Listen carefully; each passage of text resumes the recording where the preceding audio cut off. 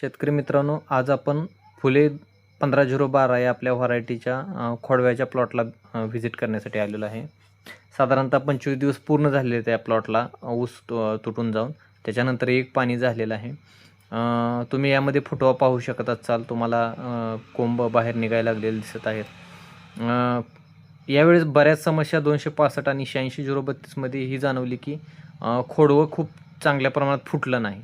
म्हणजे खूप दमवलं. वातावरणात जास्त प्रमाणात थंडी असल्यामुळं, त्याचप्रमाणे जास्त प्रमाणात पाऊस झाल्यामुळं ह्या समस्या राहिल्या. त्या बाबतीत 15/012 मध्ये बऱ्यापैकी फुटव्याची संख्या चांगली दिसत आहे किंवा फुटवा थोडा फास्ट निघायची निघतोय किंवा दिसून येतंय असं जाणवतंय. आता तुम्ही पलीकडे पाहू शकत असाल की बेटामध्ये 7-8 कोंब दिसत आहेत. आता हे बेट थोडं लेट फुटतंय, पण यामध्ये बघा तुम्हाला दिसत असलेली कोंबाची संख्या दिसायला लागलेली आहे की मातीतून कशी कोंब बाहेर पडायला लागलेले आहेत. आणि फक्त एक पाणी झालेलं आहे. याच्यासाठी आपण कुठलीही आळवणी, फवारणी वगैरे घेतलेली नाही.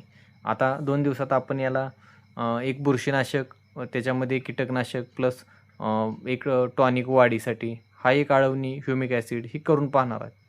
पण इतर व्हरायटीच्या मानाने 15/0 मध्ये खोडव्याची फुटवा बाहेर निघायची शक्यता थोडी दाट किंवा चांगली आहे.